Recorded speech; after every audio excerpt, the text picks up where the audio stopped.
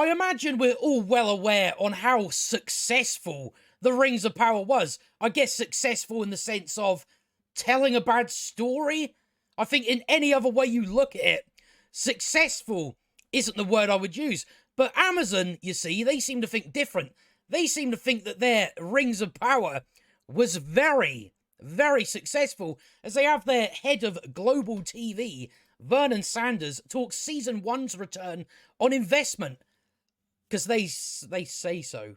Amazon says so that they've had a return on their investment. We're supposed to just believe that, I guess, from corporation. Okay. And season 3 renewal. It was already contracted for 5 seasons, so it's not really a renewal. Even though my prediction is it doesn't get beyond season 3. I really don't think it's going to go anywhere further beyond season 3. And he teases faster pace. I thought there was nothing wrong with him. I thought there was nothing wrong with season 1. I thought it was perfection. Why would you need a faster pace? And he also teases bigger battles in season 2. Listen, you can have all the battles you want. Doesn't make up for a shit story and shit characters. So that, I don't know who you're trying to entice.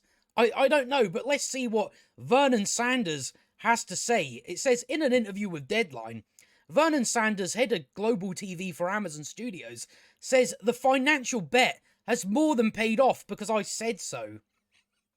Again, they say all this stuff, yet where's all the numbers for this? Again, the only way this show is a success in terms of money is if people get Amazon Prime subscriptions. That is the only way. And how many people do we think signed up specifically for the Rings of Power? I don't think that many. Again, they're going to bring up the same numbers that Amazon says are the numbers. So, but yeah, I don't think that many people subscribed for specifically for the Rings of Power. It's like, even then, it's not really something you can know. You can't know exactly the reason for why people subscribe to your service. But he addresses the success of the show on Prime Video, where it broke records for most global viewers in its first day, because we said so. Us, Amazon, it's our show, we said so. So just believe it. So they bring up the 25 million viewers in its first day. Again, that's 25 million samples, meaning not everybody made it through the entire episode. Some people could have, again, you could have just turned it on for 30 seconds, 20 minutes. Doesn't matter, it's just 25 million samples. Even then, it's just another number that Amazon have said. They haven't actually shown anything for this. They've just said it. That's all they've done. And overall, more than 100 million, because we say so. Again, that is pretty much what it comes down to for anything they say. It's all just, we say so. None of it's actually based in, here are the numbers. They don't seem to want to show the numbers. It's funny how they go on about the 25 million samples for, the first day. Yet we didn't see any numbers for later on, did we? We just seen it specifically for whether it's the first episode. I guess it's the first episode. And overall, more than 100 million for minutes streamed, 24 billion, and sign-ups worldwide during its launch window, attracting younger viewers, record numbers of adults 18 to 34 for a Prime Video original. Again, you can't possibly say that is what they signed up for. For all you know, it's people signing up to get the Prime next day delivery, for all you know. And affluent audiences, 40% coming from households with income greater than 100,000. And beyond boosting Amazon sales, so what they're going to do is they're going to take credit for Tolkien's books like selling, which I guess they can take credit for, because most people would have watched the shit they made and would have went, maybe I'll read the good version. Maybe that would be the better way to go. So I guess you can take credit in that sense. In the interview, Sanders speaks about what to expect from Season 2. I'm really looking forward to Season 2. Everybody is. That's why you find so many people being so positive about it. Which is currently filming, including ramping up the pace of storytelling. And again, you should have got the pace right in the first season. They're going to go with the idea. We all know they're going to go with the idea that, oh no, we're setting up characters and all that. All right, we still don't know nothing about your fucking characters. So what setting up you've done in season 1? You haven't really done any, have you? You haven't done that much. He discusses the impact of moving production from New Zealand to the UK, whether Amazon is committed to the vision of the Rings of Power writers, showrunners, and executive producers J.D. Payne and Patrick McKay. Of course, they're just going to double down on it. They're too afraid just to fire the guys and admit that they fucked up. It's all you got to do, but instead you're just going to go, let's spend more money on the same shit writers and showrunners. Honestly, how some of these businesses run, I don't get it. For the series to span 5 seasons, if it makes it there, and when we can expect a season 3 renewal. Again, they're already supposed to be doing 5 seasons. Sanders also addressed the recasting of Adar, because that actor realised, oh, this is maybe a bad choice for my career. So he went off to someone else. I forget I did read somewhere what show it was, but I've kind of forgot now. But he's went off somewhere else, because he wanted to try out new characters and stuff. Again, he just left because he knew it wasn't good for his career. I mean, most of these people in the cast of The Rings of Power, they are not going to have great careers. It's very similar to Game of Thrones where, not all, but most of the actors didn't quite have much of a career after it. It's going to be the same thing here with the main cast. So let's just see what this gets into anyway. How would you evaluate the performance of The Rings of Power? How would you employ Heave Amazon? How would you evaluate it without giving us numbers? So Sanders says, it's been a tremendous success for us, because I said so.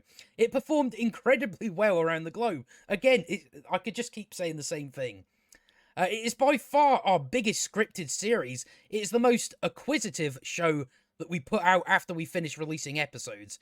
We saw a new surge of people come to the service to start the show. How long did they last? We don't know. They haven't shown us numbers. We've already released the fact that we're over 100 million. Let's just be honest right now. House of the Dragon whooped your ass. We all know it. We all know House of the Dragon beat you. That's just the fact of it. We've already released the fact that we're over 100 million, and the number has gone up since then. It's millions and millions beyond that. Can't get a specific number. It's just millions and millions. We are really proud that the show drove renewed interest in the books. Yeah, I know, because your show was shit. We saw spikes in book sales. It's just been a company-wide success, and as significant as our investment has been, it has more than paid off for us.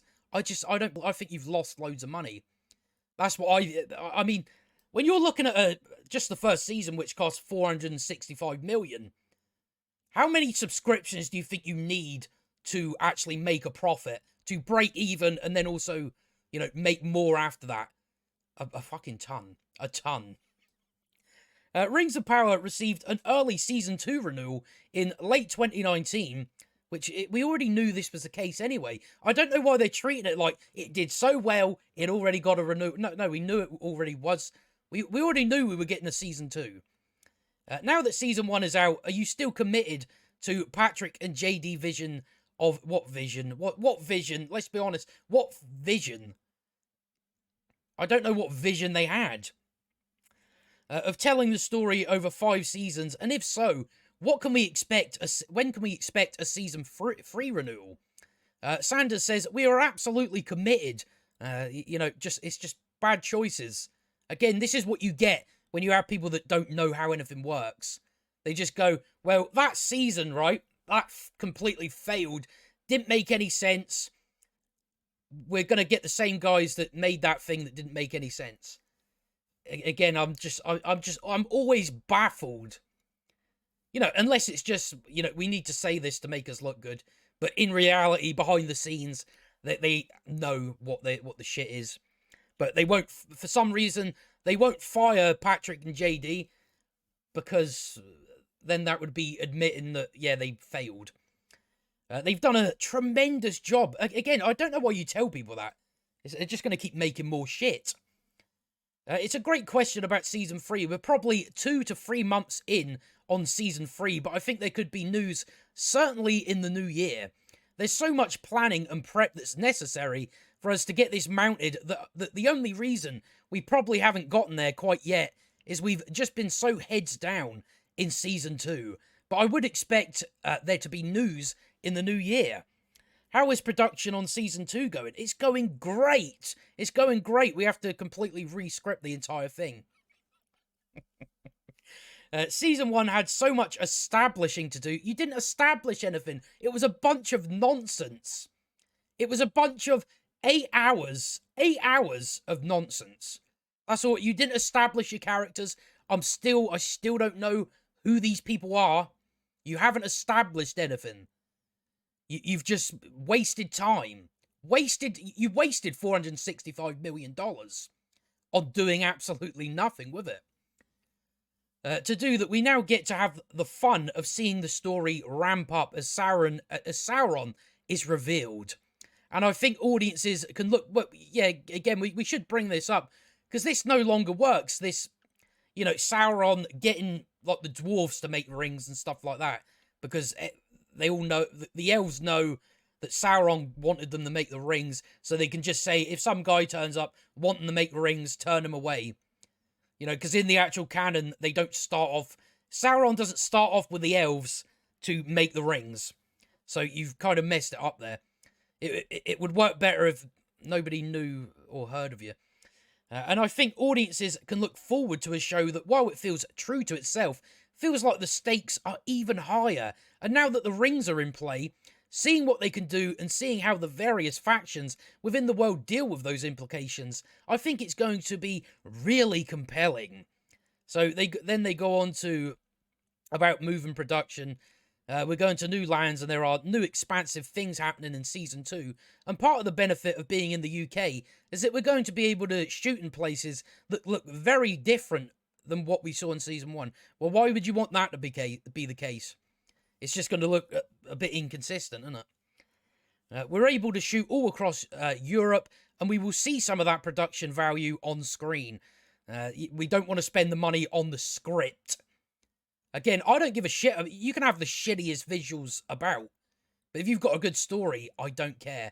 That's all I care about. So maybe pay to get people that know what they're doing, that are experienced, rather than a couple of nobodies that don't have any experience. Even failed umpteen times to actually get anything off the ground.